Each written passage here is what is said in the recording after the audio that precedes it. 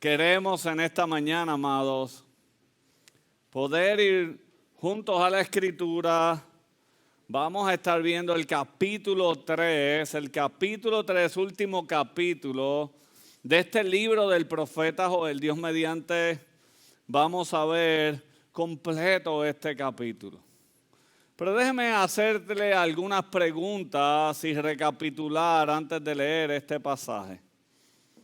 Primero, ¿alguna vez ha ido usted manejando o caminando hacia algún lugar y de momento en su caminar ve esta hilera de montañas, en el caso nuestro de montes?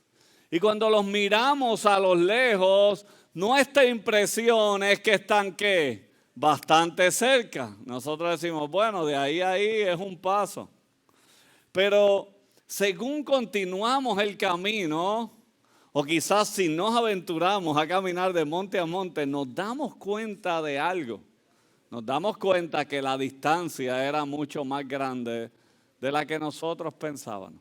Y que al verlo a lo lejos dio la impresión de que estaban cerca, pero a veces hay millas entre una montaña y otra. ¿Por qué digo esto? Porque hoy vamos a un pasaje que necesitamos entenderlo comprendiendo esta analogía. Cuando miramos la Escritura, muchas veces tenemos que darnos cuenta que los profetas, cuando hablaban las palabras de Dios, ellos a veces podían ver estos eventos como algo que estaba sumamente cercano, pero sin darse cuenta muchas veces de la brecha que había entre un evento y otro.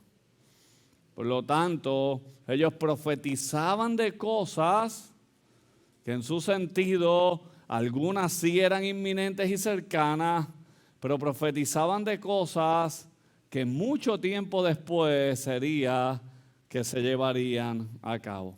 Y por eso quiero que hoy entendamos esto, porque Joel nos ha dado claramente el patrón de los profetas. Pastor, ¿cuál es el patrón que vemos en los profetas? Simple, el pueblo de Dios pecaba. Y Dios en su amor hacia ellos los disciplinaba al enviar juicio o consecuencias por ese castigo. Y ese juicio era el mensajero de Dios para que el pueblo dejara de andar por sus malos caminos. Pero en su misericordia, Dios no solo enviaba juicio, sino que enviaba también a sus mensajeros o a sus siervos, los profetas. Y en el caso que estamos leyendo, Dios envía al profeta Joel. De hecho, cuando usted lee el profeta Joel, comienza, escuchen la palabra del Señor. El Señor en su misericordia llamaba la atención. ¿Y cuál era el fin de los profetas que ellos buscaban? ¿Qué busca Joel? Joel buscaba que por medio de su mensaje, por medio de la voz de Dios, el pueblo de Dios se lamentara por su pecado. Usted dice, pastor, pero ¿por qué Dios quería llevarlos al lamento? Porque el lamento bíblico siempre nos conduce a la esperanza. Y eso lo vimos hace unos domingos atrás. ¿Cómo es que el lamento bíblico nos lleva a esperanza? El lamento bíblico nos conduce a esta esperanza de que solo vemos en Dios la salida. Por lo tanto, volvemos nuestros corazones a Él, clamamos a Él, porque nos damos cuenta que Él es el único que puede librarnos. Y eso es lo que ha sucedido en este libro del profeta Joel. Capítulo 1 y 2, hay dos llamados claros al arrepentimiento, y a un arrepentimiento que sea verdadero, que sea de corazón. De hecho, uno de mis versos favoritos está en el capítulo 2 de Joel, de esta libro que hemos estado estudiando, y es que si el pueblo vuelve su corazón a Dios, dice él, solícito, ¿qué hará? perdonará a su pueblo. Oh, amado, qué glorioso. Si usted ha leído Joel y se da cuenta de cuán eran las maldades del pueblo, de cuántas cosas hacían fuera de la voluntad de Dios. Es más, el pecado era tan evidente que en Joel nunca se menciona cuál era el pecado. Nunca se menciona cuál era el pecado. ¿Por qué no había necesidad de mencionarlo? Porque era evidente que ellos sabían que andaban mal. Sin embargo, Dios los está llamando con el fin de que ellos que vuelvan a Él y Él los perdone. Ahora, esa promesa de redención viene acompañada de una promesa de restauración.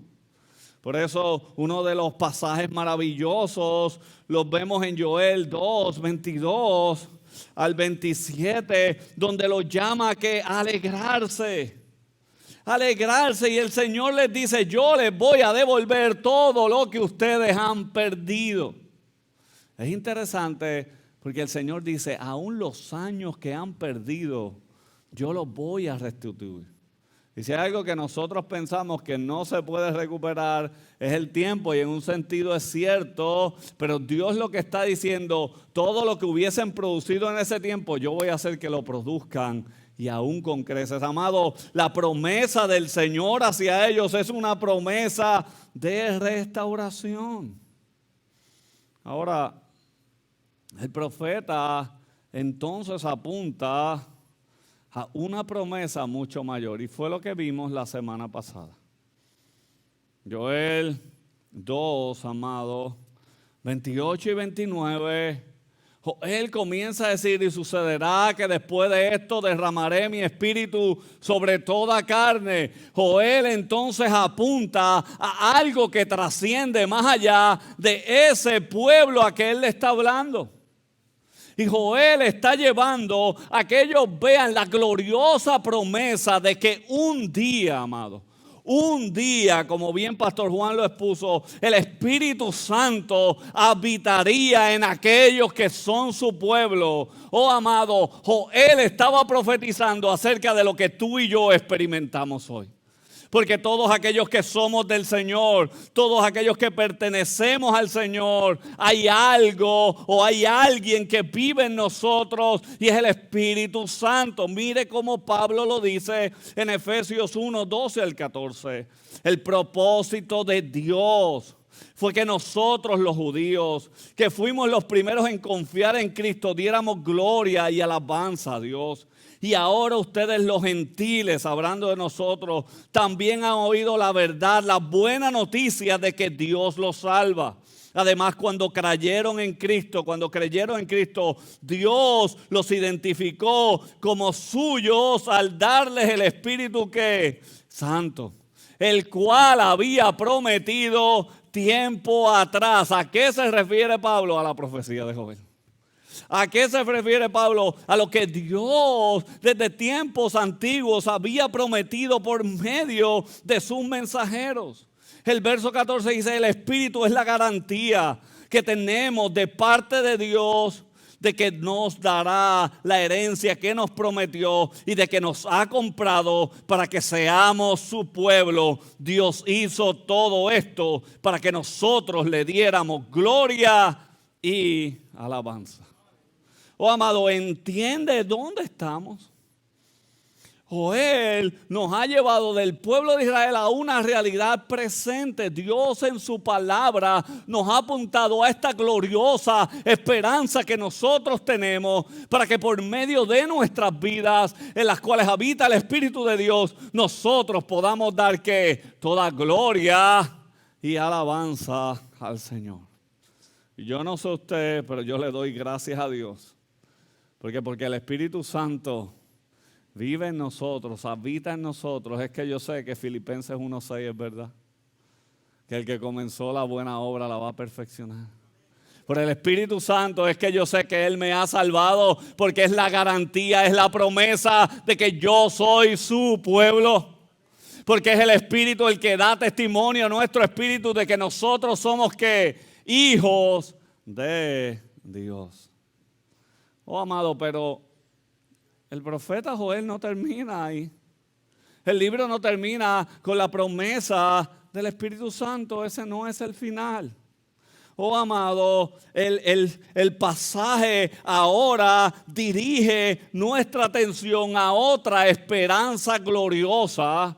Y déjeme decirle que es uno de los aspectos que no vemos a veces como tan gloriosa esperanza como cristianos. Y qué bueno que Joel nos apunta ahí. Pastor, ¿cuál es esa esperanza gloriosa? Gracias por preguntar. Es la realidad del día del Señor. Mire cómo dice Joel capítulo 2, versos 31.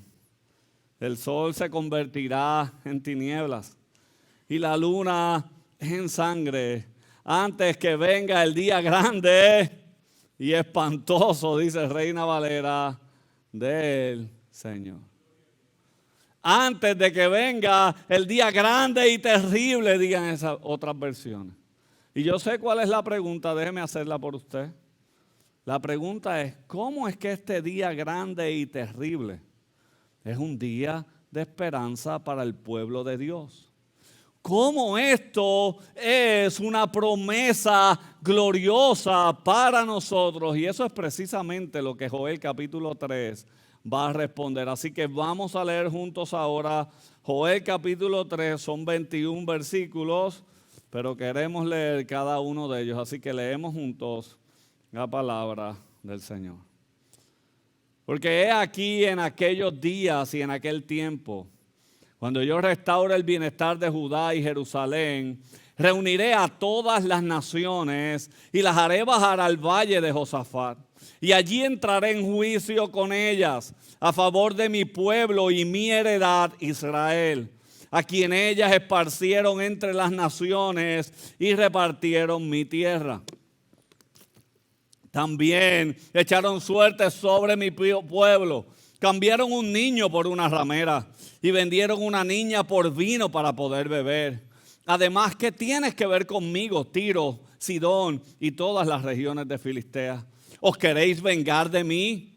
Si de esta manera os vengáis de mí, bien pronto haré volver vuestra venganza sobre vuestra cabeza. Por cuanto habéis tomado mi plata y mi oro, y os habéis llevado mis valiosos tesoros a vuestros templos, y habéis vendido los hijos de Judá y Jerusalén a los griegos, para alejarlos de su territorio. He aquí yo los levantaré del lugar donde los vendiste, y devolveré vuestra venganza sobre vuestra cabeza. También venderé vuestros hijos y vuestras hijas a los hijos de Judá, y ellos los venderán a los sabeos, a una nación lejana, porque el Señor lo ha dicho. Proclamad esto entre las naciones. Preparaos para la guerra, despertad a los valientes, acércanse, suban todos los soldados, forjad espadas de vuestras rejas de arado y lanzas de vuestras podaderas, y diga el débil, fuerte soy. Apresuraos y venid, naciones todas de alrededor, y reuníos allí. Haz descender, oh Señor, a tus valientes. Despiértanse y suban las naciones al valle de Josafat, porque allí me sentaré a juzgar a todas las naciones de alrededor. Meted la hoz que la mies está madura. Venid pisar que el lagar está lleno. Las tinajas rebosan porque grande es su maldad. Multitudes, multitudes en el valle de la decisión, porque cerca está el día del Señor en el valle de la decisión. El sol y la luna se oscurecerán y las estrellas pierden su resplandor. El Señor ruge desde Sión y desde Jerusalén da su voz, y tiemblan los cielos y la tierra.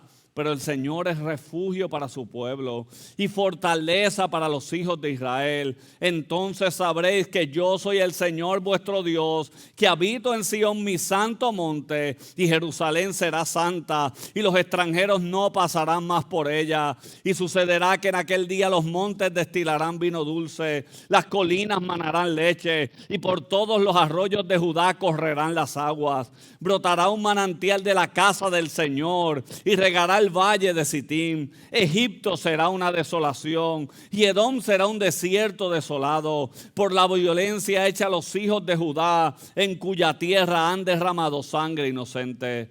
pero Judá será habitada para siempre y Jerusalén por todas las generaciones. Y yo vengaré su sangre que aún no he vengado, pues el Señor habita en Sion. Y yo sé lo que usted está pensando, pastor. Usted dijo que esto me iba a aclarar el por qué ese día era bueno, pero yo no entendí tanto. ¿Por qué? Porque los profetas nos hablan por medio de imágenes para que nosotros podamos, para que el pueblo pudiera entender.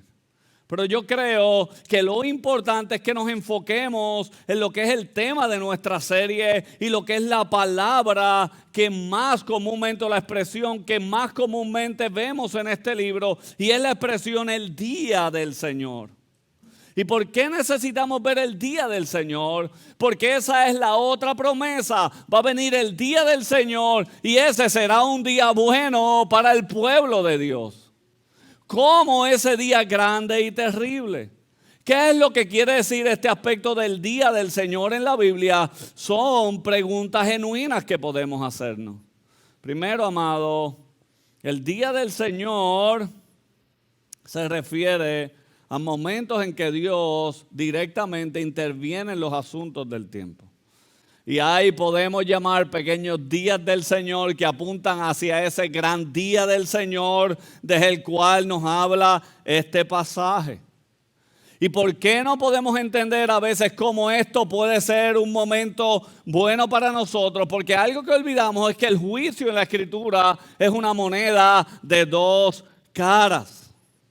El juicio para unos es motivo de ¿qué? De gozo, pero para otros es que llanto y crujir de dientes. Piensa en los siervos que el Señor le da 2 talentos. 2 llegaron y para ellos fue motivo de ¿qué? De gozo. Ven, buen siervo y fiel. Pero para el tercero que fue negligente, que tenía una perspectiva equivocada acerca de Dios, echarlo y quitarle lo que tiene. No fue motivo de gozo, fue motivo de lloro y de ¿qué? Y de crujir de dientes. Y en este libro de Joel vemos alusiones a estos aspectos a lo largo de todo el libro. Y Joel aún le dice, Joel dice, si ustedes no se arrepienten, pronto van a ver de nuevo a Dios interviniendo. Porque Dios los ama tanto que no los va a dejar en ¿qué? En su pecado. Pero ahora este pasaje, amado, nos apunta a algo más. Nos apunta al momento donde en la consumación final de todas las cosas, Dios castigará el mal y todas sus promesas definitivamente serán ¿qué? Cumplidas. ¿Por qué Joel nos apunta a este tiempo? Porque Joel entiende lo que este tiempo le ofrece al pueblo de Dios.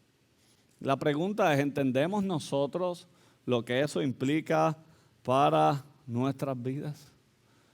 Por eso, luego de hablar de la promesa del Espíritu Santo, Dios lleva a Joel a llevar al pueblo a mirar más allá. A mirar a ese glorioso día que él describe como grande y terrible. Para que ellos entiendan por qué ese día grande y terrible es para ellos un día de victoria y gozo eterno. Entonces vamos a ver 2 aspectos de este día que nos hacen entenderlo. Primero, punto 2, este día del Señor es un día de juicio. Escuchó, este día del Señor es un día de juicio. Cuando leemos los profetas, como lo dije, tenemos que tener en claro que hay un montón de imágenes que el escritor está utilizando. Así que yo quiero que usted vea conmigo las diferentes imágenes que este capítulo 3 nos muestra. Primero veamos. La primera imagen es Dios convocando a las naciones. Mire cómo comienzan esos primeros versos del capítulo 3. reuniré a todas las naciones. El Señor está convocando a todas las naciones. ¿Con qué fin? ¿Cuál es la idea de Dios convocar a todas las naciones? El pasaje es claro. En aquel lugar Dios va a pasar juicio sobre aquellas naciones que han sido perversas o paganas en contra de su pueblo. De hecho, ¿a dónde los convoca? Nos dice el texto bíblico. Los convoca al valle de Josafat. Y no trate de averiguar dónde es ese sitio, porque no hay ninguna referencia geográfica a que sea un lugar físico, sino que José usa la expresión Josafat para referirse a lo que va a suceder en ese valle. Josafat quiere decir el Señor que juzga. Dios está llamando a las naciones a que las está convocando para que aquellas naciones que han hecho mal sean juzgadas. Y hoy a nosotros escuchar estas expresiones se nos hace difícil. Se nos hace difícil. Pero es porque no tenemos un contexto claro de quién es Dios. Y no tenemos un contexto claro del pecado y de quiénes somos nosotros. Oh, amado, aunque Dios es amoroso y misericordioso, también es santo y es un juez justo. Mire lo que nos dice en Números 14, 18. Jehová el Señor, tardo para la ira y grande en misericordia, que perdona la iniquidad y la rebelión, aunque de ningún modo tendrá por inocente ¿a qué? Al culpable. Ahora, déjeme aclarar algo que a veces no entendemos. Nosotros los que estamos en Cristo hemos recibido que la misericordia y la gracia de Dios. Le llamamos gracia porque es algo que nosotros no merecíamos. Ahora le hago una pregunta. ¿Quién es un buen juez? Un buen juez es aquel que deja libre al culpable. ¿Usted quisiera que el sistema judicial de este país estuviera lleno de jueces a los que usted le diría, eres juez pero no debes juzgar, por lo tanto deja libre a los culpables? ¿Eso sería un buen sistema judicial? No, eso no serviría para nada. Un buen juez es aquel que juzga justamente de acuerdo a los méritos. Oh, amado, lo que podemos saber del Señor es que el Señor es el único y verdadero juez justo. Él está convocando a estas naciones para juzgarlas por la manera en que ha tratado a su pueblo. Por eso, como todo buen juez, el pasaje no nos deja sin mostrarnos los cargos. Dios convoca a las naciones, pero los próximos versos, Joel 3, 2 al 6, nos está dando, amados, que las transgresiones de ellos, lea. Allí los juzgaré por hacerle daño a mi pueblo. Mi posesión más preciada que han hecho, la han dispersado entre las naciones. Han dividido la tierra. Tiraron los dados para decidir quiénes de mi pueblo serían que sus esclavos. O sea, no había ningún valor por la dignidad humana. Vamos a jugar suerte. Este va tuyo, este es mío, aquel es de aquel. Pero no solo eso. ¿Qué más vemos ahí? Canjearon. Usted ve la atrocidad. Canjearon niños. ¿Por qué? Por prostitutas. Y vendieron niños por tan solo tener el suficiente vino para ellos que emborracharse. Amado, cuando usted lee la atrocidad de estas naciones, usted ve que lo que nosotros conocemos como trata humana, lo que nosotros conocemos como venta de esclavos, vemos también que habían saqueado los tesoros y habían rendido esos tesoros que eran para Dios, ¿a quién? A otros dioses. Y usted puede decir, oh pastor, qué pueblos malvados. Pero sin embargo no están lejos de la realidad de nuestros días. Uno de los problemas más increíbles en nuestro tiempo es el problema de la trata humana. De hecho, Estados Unidos es el mayor consumidor de trata humana en el mundo. Y amado, nuestro mundo no está tan distante. En 1915 al 1923 sucedió el genocidio armenio. 1.5 millones de armenios fueron tratados de exterminar por el gobierno de los llamados jóvenes turcos del Imperio Otomano. De abril a julio solamente de 1994 ocurrió el genocidio de los Tutsi en Ruanda. Los estimados son pobres, lo menos que se cree fue que fueron 500,000. Amado, en meses, lo más que se cree es que pudo llegar quizás hasta el 1,000,000. La mitad de los que fueron, exterminados, niños. Las mujeres totalmente, destrozadas. En la Segunda Guerra Mundial, el holocausto nazi sobre los judíos causó la muerte de por lo menos 6 millones de hombres. No estamos contando ahí quizás mujeres y niños. Pero déjeme decirle otra realidad, el holocausto moderno es más impresionante ahí. Desde la aprobación de Roe versus Wade en el 1973, 60 millones de bebés han sido asesinados solamente en los Estados Unidos por medio del crimen del aborto. Oh, amado, todas estas cosas a nosotros se nos olvidan. Posiblemente hay cosas de estas que nosotros ni nos hemos dado cuenta que han sucedido en la historia. Hubo una masacre aquí hasta que las noticias nos presenten otra masacre y desviamos nuestra atención de aquí a otro lugar. A nosotros se nos olvida, pero algo debemos saber, amado. Ninguna de estas cosas pasa por alto y son olvidadas por nuestro Dios. Oh, amado, el pastor Joel Vick dice, el día del juicio revelará muchas cosas que la historia ha olvidado.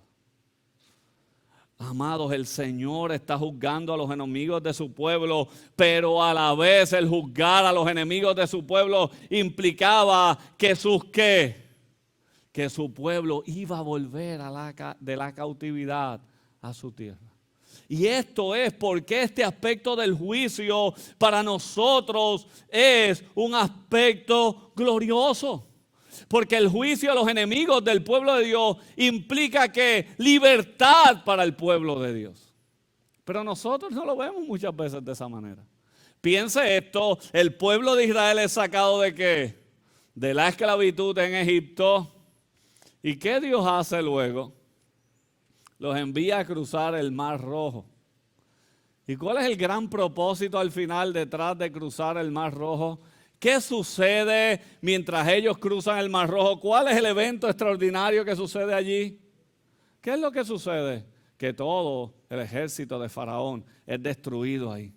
Escúcheme bien, si el pueblo de Israel cruzaba el Mar Rojo y el ejército de Faraón no era destruido, ellos siempre iban a estar mirando atrás pensando, ¿cuándo vendrá nuevamente Faraón a aprisionarnos? Pero ¿qué Dios hace? Dios no solo los salva de la esclavitud, Dios los libera de una vez y para siempre. ¿Cómo? Al destruir a todo el ejército que podía perseguir. Y eso es lo que sucede, amado. Por eso Cristo en la cruz no solo vence al pecado, sino que Romanos 6 nos dice que nosotros gozamos de esta libertad, de que el poder del pecado ha sido destruido y por medio del Espíritu de Dios ahora podemos, amados, ¿qué? Vivir para Dios. Pero este día del Señor nos apunta a una esperanza más gloriosa con respecto al pecado. Aunque hemos sido librados del poder del pecado, no hemos sido librados ¿de qué? De la presencia del pecado. Pero ¿cuándo eso sucederá? En aquel día donde todos los enemigos del Señor serán puestos por estrados de sus pies y nosotros ahora no estaremos más en este cuerpo de carne, sino en un cuerpo glorificado, y lo que es juicio para otros será gozo y alegría para los que confiamos en el Señor. Oh, amado, yo no sé usted, pero eso a mí me da gozo y esperanza. El profeta Joel le ha dicho al pueblo, escuchen las palabras del Señor. Pero ahora luego de todo decir esto, ¿qué dice? Porque el Señor lo ha dicho. Eso es como si la jueza Ana María Polo dijera, caso cerrado. He dicho caso cerrado. Bueno, es mucho más poderoso que eso. Pero entiende la ilustración. Cuando ella dice eso, quiere decir, la sentencia se dio, esto se acabó. ¿Y qué está diciendo el Señor? Esto que yo estoy diciendo es cierto. Esta es la gloriosa esperanza. Ahora vean las otras imágenes que este pasaje nos presenta. Joel 3, 10 al 14. Nos presenta la hostilidad de los paganos hacia Dios. ¿Y qué hace el Señor? Los convoca a la guerra. Vean los versos 10 al 14.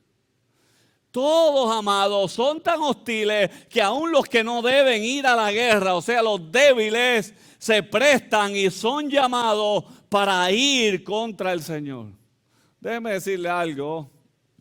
El hombre podrá buscar paz entre ellos, pero su corazón sin Cristo siempre va a ser hostil hacia Dios y su Creador. Por eso no le sorprenda la hostilidad que ve en el mundo hacia el Señor. Pero note y vea qué interesante es esta imagen. Porque note, mire, todos estos millones de personas, todas estas naciones están llegando a este valle ahora. ¿Para qué? Para luchar contra el Señor. Y mire lo que el Señor les dice. Agarren sus herramientas y conviértalas en armas de guerra. Y vengan, oh amado, pero no hay un arma en todo el universo que sea una amenaza contra el soberano y omnipotente Dios. Lo que tiene que ver es lo ridículo que se ve que todas estas naciones se paren como si ellos tuvieran algún poder para enfrentar al Señor, al Creador de todas las cosas. Oh, amado, déjeme decirle algo más, porque podemos ver esta imagen y decir que es ridícula esta expresión. Pero posiblemente tú y yo estamos aquí, o usted puede estar aquí y estás luchando con Dios en tu corazón. Y estás en tu propio conflicto con Él. Y piensas que Él debió darte algo mejor que lo que te dio. O por qué esto tuvo que pasar de esta manera en tu vida. Y estás enojado con Él. Mira la imagen de Joel y mira que tú eres ¿qué? Como ese que está ahí, con una espada hecha de un rastrillo, diciéndole al Señor, aquí voy yo a pelear contra ti. ¿Ves qué ridícula es la imagen? Así de ridículo es cuando nosotros encontramos y entramos en conflicto con Dios en nuestros corazones. Y si estás en esa clase de conflicto, mi invitación es simple, amado. Termina mientras más pronto puedas con ese antagonismo contra Dios. Recuerda a Job, quien al ver que todo aquello que lo sacudió, comenzó a interrogar a Dios, pero su conclusión es esta: oh Señor, yo hablaba de lo que entendía. De oídas te había oído, pero ahora mis ojos te ven. Por lo tanto, me retracto de todo lo que dije y me arrepiento en polvo y en ceniza.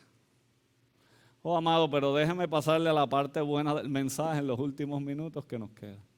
Toda es buena, pero si hay gozo en esto, hay un gozo mayor aún para el pueblo de Dios. Y es que, amado, el día del Señor es un día de esperanza eterna para nosotros. Mire conmigo el verso 16. Vea ese verso 16 de este pasaje.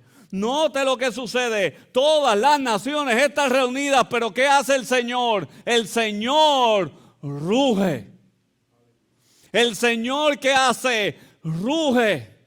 Y este rugido es suficiente para hacer y tirar al polvo todas las armas de las naciones. Esta gente ha llegado al valle de la decisión, y lo que quiere decir valle de la decisión no es el valle donde ellos iban a decidir si seguían a Dios o no. No, el valle de la decisión lo que quiere decir, este es el valle del veredicto. Es donde Dios va a dar su determinación final. ¿Y qué sucede? Dios ruge contra ellos, amados. Segunda de Tesalonicenses nos dice que con el aliento de su boca y con el resplendor de su venida, todos los enemigos de Dios serán destruidos. Oh, amado, Apocalipsis nos dice, pelearán contra el Cordero, pero el Cordero que los vencerá, porque Él es Rey de Reyes y Señor de señores. Oh, amado, ¿quién será capaz de soportar la venida del Señor? Dice Malaquías. ¿Quién podrá mantenerse de pie y estar cara a cara con Él cuando aparezca? La pregunta es ¿quién? La respuesta está en el verso 16. Ricky, si puedes poner el verso 16. La parte B de Joel 3:16 es clara. El Señor es refugio para su pueblo y fortaleza para los hijos de Israel. ¿Quién, amado? ¿Quién podrá mantenerse en pie? Aquellos que se han refugiado en el Señor, aquellos que han confiado en Él. Me gusta como lo dice el pastor Colin Smith cuando predica sobre este pasaje. Él dice, el Señor, quien es el juez a quien debes temer, es también el refugio al que debes acudir. ¿Escuchó? El Señor, quien es el juez a quien debes temer, es también el refugio a quien debes acudir. Y puedes preguntarte, ¿cómo es esto posible? ¿Cómo es Dios, quien es el que juzga, también el refugio del juicio? Oh, amado, eso es el Evangelio. El Evangelio es esto, que Dios envió a su Hijo para que por medio de lo que Él hizo por nosotros, nosotros tengamos, como dice Juan, seguridad ante el día del juicio. Oh, amado, tú y yo no éramos dignos de ser salvos. Había solo uno digno y ese es el Señor. Y se entregó en una cruz para que nosotros podamos ver el día del Señor como un día de esperanza. Oh, amado, déjeme sacar una imagen. Bueno, esto sale en las redes, pero lo voy a decir así, pentecostal de sus mentes. A nosotros nos hablaban del día del Señor o de la venida del Señor y lo utilizaban para aterrorizarnos. Y yo me acuerdo cuando yo era muchacho, si yo me levantaba de noche y mis benditos hermanos se habían ido de la cama para irse con papi y mami, yo lo que pensaba era me quedé. Yo me quedé, Señor, me quedé. Amado, ¿qué seguridad había en mi corazón de lo que Cristo había hecho? Ninguna. ¿Por qué? Porque en vez de hacer lo que este pasaje es, de enviar, decirle al pueblo de Dios, hey, hay un día glorioso, es el día que el Señor viene y tú estás seguro porque Jehová es tu refugio. ¿Qué nos decían? Yo no sé si el Señor te ama o no. Y le presentaba un Dios que estaba con una margarita en el cielo. ¿Lo quiero o no lo quiero? ¿Lo quiero o no lo quiero? Oh, pero qué diferente a lo que nos dice el apóstol Pablo en Romanos capítulo 3, versos 21 al 26. Pero aparte de la ley, la justicia de Dios ha sido manifestada, atestiguada por la ley y los profetas, es decir, la justicia de Dios por medio de la fe en Jesucristo para todos los que creen, porque no hay distinción, por cuanto todos pecaron y no alcanzan la gloria de Dios, siendo justificados gratuitamente por su gracia, por medio de la redención que es en Cristo Jesús, a quien Dios exhibió públicamente como propiciación por su sangre a través de la fe, como demostración de su justicia, porque en su tolerancia Dios pasó por alto los pecados cometidos anteriormente, para demostrar en este tiempo su justicia, a fin de que Él sea justo y sea el que justifica al que tiene la fe en Jesús. Oh, amado, es en Cristo que encontramos refugio en el día del juicio. Cristo es el arca que nos mantiene a salvo de las aguas del juicio. Cristo es aquella serpiente de bronce a quien ellos tenían que mirar para ser que salvados. Oh amado, Él es nuestro refugio, Él es nuestra fortaleza, Él es la salvación de su pueblo, de aquellos que somos suyos. Por eso para nosotros el día del Señor es un día de ¿qué? De eterna esperanza. Y hay unas imágenes gloriosas que ahora nos describe. Describe que una ciudad donde ¿qué? Hay arroyos de agua por todos lugares. Hay cosechas abundantes. Pero ¿sabe que esa no es la más extraordinaria de las promesas que Joel 3:16 al 21 nos muestra? La característica más gloriosa de ese día, dice el comentarista David Alan Hobart, no es la destrucción de los enemigos, ni las abundantes aguas y cosechas, es la permanente presencia de Dios con ellos. Por eso Juan, amado, por eso Juan dice, concluyendo la escritura, inspirado por el Espíritu Santo, lo siguiente: vi un suelo nuevo y una tierra nueva, porque el primer cielo y la primera tierra pasaron y el mar ya no existe. Y vi la santa ciudad, la nueva Jerusalén, que descendía del cielo de Dios, preparada como una novia, ataviada para su esposo. Y una gran voz que decía desde el trono: he aquí el tabernáculo de Dios está entre los hombres, y Él habitará entre ellos, y ellos serán su pueblo, y Dios mismo estará entre ellos. Oh amados, es por su presencia que un día Él enjugará todas lágrimas de nuestros ojos.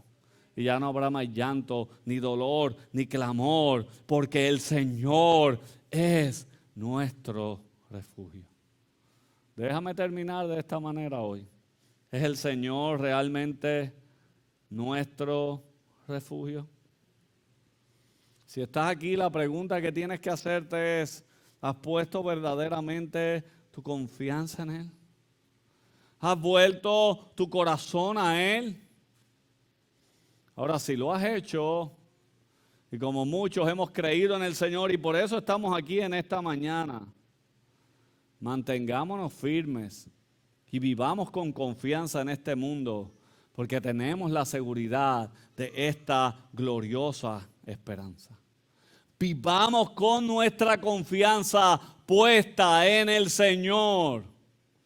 Y sepamos esto, que Joel no solo nos anuncia la gloriosa promesa del Espíritu Santo, sino que nos anuncia que un día, por los siglos de los siglos, habitaremos en la presencia de nuestro Redentor, de nuestro Salvador, de nuestro Señor. Ponte en pie, vamos a orar en esta mañana.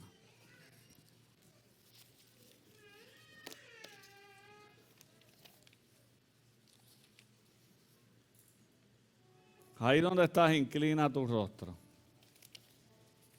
Y yo espero que las imágenes de este pasaje te puedan llevar a la hoja, ir sobre cada uno de los textos que están aquí, internalizar en tu corazón lo siguiente, amado: que el Señor es nuestro refugio.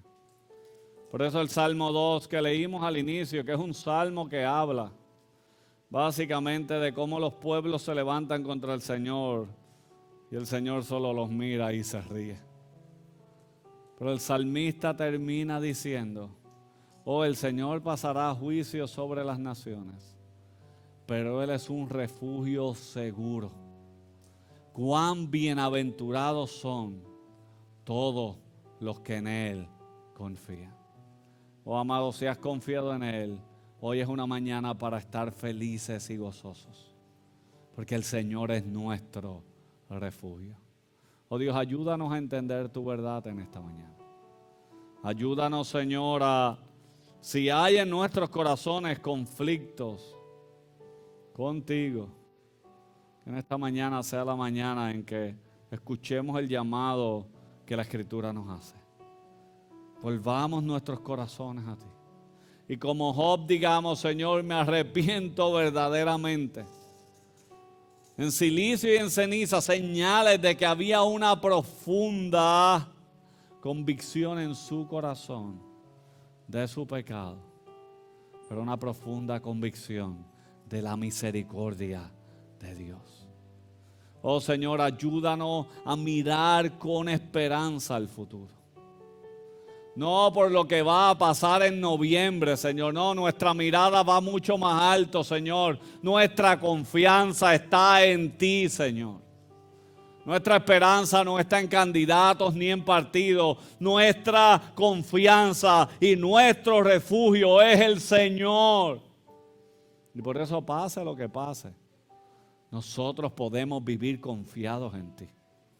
Sabiendo, oh Dios, que un día, Señor, un día, en el momento en que tú así quieras determinarlo, nosotros, Señor, estaremos por los siglos de los siglos en tu presencia. Y tú mismo, el juez justo, gobernarás sobre todas las cosas. Oh Señor, qué gloriosa y eterna esperanza tú nos das. Ayúdanos a abrazarla y a confiar en esa realidad que tú desde tiempos antiguos señalaste para nosotros. En el nombre de Cristo Jesús oramos. Decimos juntos, amén. ¿Cuántos hemos recibido la palabra en esta mañana? Amén, amados. Como siempre terminamos en Redimidos, decimos lo siguiente: salimos de este lugar, pero no sin recordar que en Cristo y solamente en Cristo somos que grandemente bendecidos, altamente favorecidos y profundamente amados por Dios. Amén.